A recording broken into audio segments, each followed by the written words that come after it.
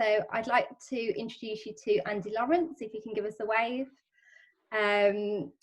Andy is a history teacher at a secondary school in London. He has an interest in Holocaust and genocide education, and recently undertook a research project on local links to the Kindertransport, which he's going to share with you today.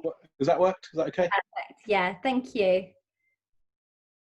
Okay, hello everybody. Well, before I start, huge thanks to Amy for organising this. I know it would have taken you hours and hours of organisation and so on to bring this together. So thank you very much for doing that. It's an amazing event that you've organised, and thank you to Hanna as well. It's so I haven't heard your story before, and it's been such a powerful hour to hear your thoughts and experiences and so on. So thank you very much indeed, and it's very much a sense of, well, follow that.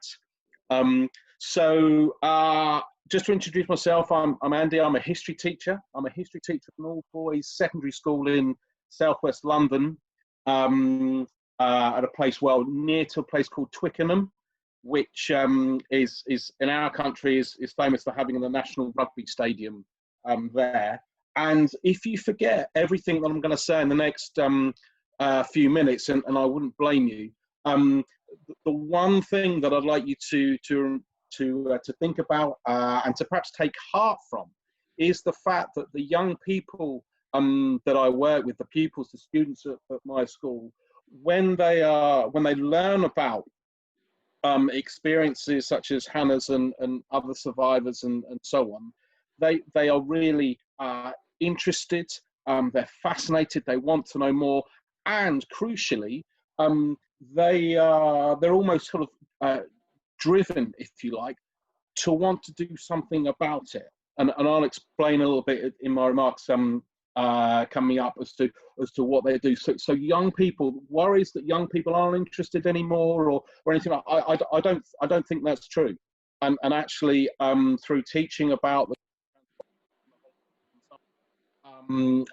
I know that young people really take these lessons to heart, and count every single year. They will say to me, these are the most powerful lessons, almost the best lessons that we've had in history, since we've been at our school and so on. So from that point of view, it's a positive message.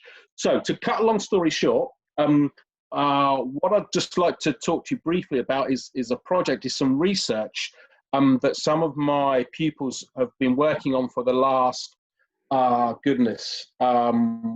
or 9 months. And it all started with a map. We found a map. We're working on something else, and we found a map on the internet that showed that about a mile down the road from our school, there was a kinder hostel. Now, we didn't really know what a kinder hostel was. We didn't know anything about it. So being good historians, we consulted some local histories, nothing there. We went to the local history museum just down the road. They knew nothing about it at all. We looked in some old newspapers that we found, not a mention. So we were intrigued. What we then did is we found online a database. I think it's the Kindertransport database from the Association of Jewish Refugees, and we found an entry in there. We didn't find the name of the person that the entry corresponded to, but we found a date of birth. We found an address for this kinder hostel in our town, and we found various other details about this particular boy. We knew it was a male who had come to our town. So we went looking further, and we wrote to people, and we contacted people online, such as Amy and others, asking, so we found this, can you help us? Can you help us find out more? And again, the weeks rolled by, and we found out little things here and there and so on. And we're given a kind of a big lead, if you like, from the Wiener Holocaust Library in London, and they've been searching through records that they had access to, and they said, well, we think that the boy whose entry corresponds to what you found on the database there is a boy called George Ruff. And we think that he was from a place called Herne in Germany. And the last we know is that he came over to Britain, and then he ended up in America. So then we wrote to the Kindertransport Association in the States, and we heard back, and they said, well, yeah, we think there might be someone who corresponds to that name and date of birth and so on. And then about 2 weeks after that, we got an email from George.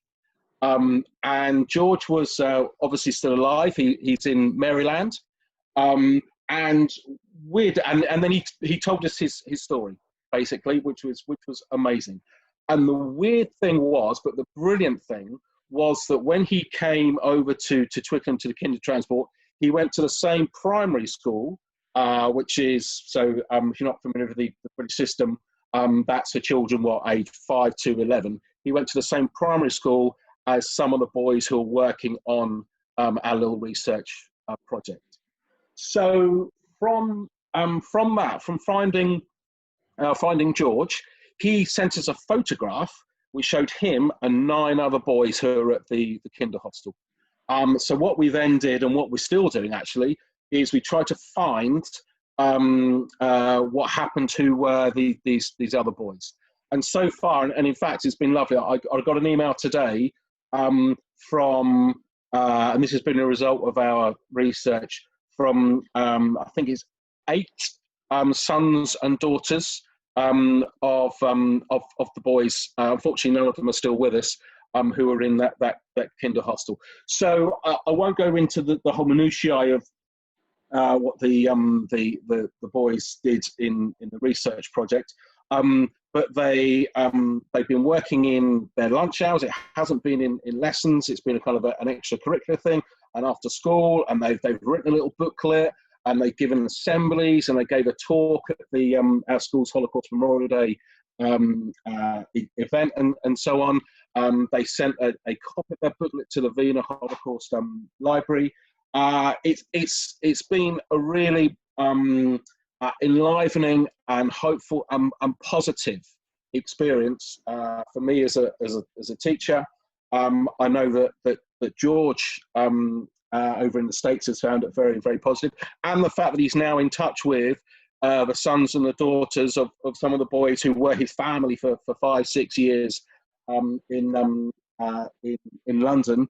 And it's been a really positive experience for the boys who've taken part in the research, because I think, and I don't think I'm building it up too much, but I think without the research that my pupils have done, I don't think this story would have been told. There's nothing in our libraries, there's nothing in our school library, there's nothing in the local repositories of information and so on. So it's been really fascinating, and it's been a wonderful, positive experience. And before I finish, I'll just come back to my first point, which is, as I said, this hasn't been a formal part of the lessons that we taught other pupils.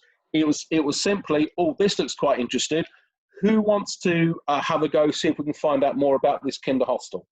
And the boys have turned up every, well, it was before the school closed because of what's going on at the moment. Every Tuesday lunchtime, they'll turn up, and we would see what we can do to kind of push out our research a bit further. And they've really got into it. And they're eager to try and do more. And they say, right, now we want to make a film about what we've been doing, and we want to write a book. We want to find out some more about the lives of the boys before they came to Britain and after the war and so on. It's been a really fascinating experience. And I'll just end on this. I think what the project shows is the value of the Kindertransport as a topic in our curriculum, because I think it is really powerful in making sure that the Holocaust is not seen as something that was a long time ago in a distant place. I think it gives real immediacy to British responses to the Holocaust, and I think it gives a real immediacy to the human story that obviously it is. So I'll leave it there. I hope that sound quite interesting. If anybody would like a little copy of the booklet that the boys have produced thus far, then I'll be more than welcome to, or more than happy to share it. But Amy, thank you very much. That'll do from me. Oh, thank you so much. That was so wonderful about all the students' work. Fantastic. And I'm going to ask Hannah if she wants to respond in a moment. Me and Hannah are always talking about connections, and it's so interesting that today, of all days, we're speaking to Hannah, who came to Britain and then ended up in America, that we're also thinking of another Kindertransportee who has made a similar journey, and has gone to America as well. It's absolutely fascinating and a wonderful project. Hannah, do you want to respond? Yeah, I mean, I would love to get the booklet. I just think this is totally wonderful, because all that's come out of this, that connection for the children, the students in your school with real people, I think it's so important that it's not just statistics or dates or events, that there's a human connection to it. And then to have the descendants of some of those boys in that hostel connect. And I have this feeling that events that take place in a particular place carry significance for the area. Things that are not dealt with, wrongs. In this case, it was a place of safety. But to acknowledge that, I think it's important to connect with the physical history of a place, because it bears influence on the people today, Yeah, no, I absolutely agree. And of course, we as a school, we look to organise trips to places of historical interest, whether they're overseas and so on.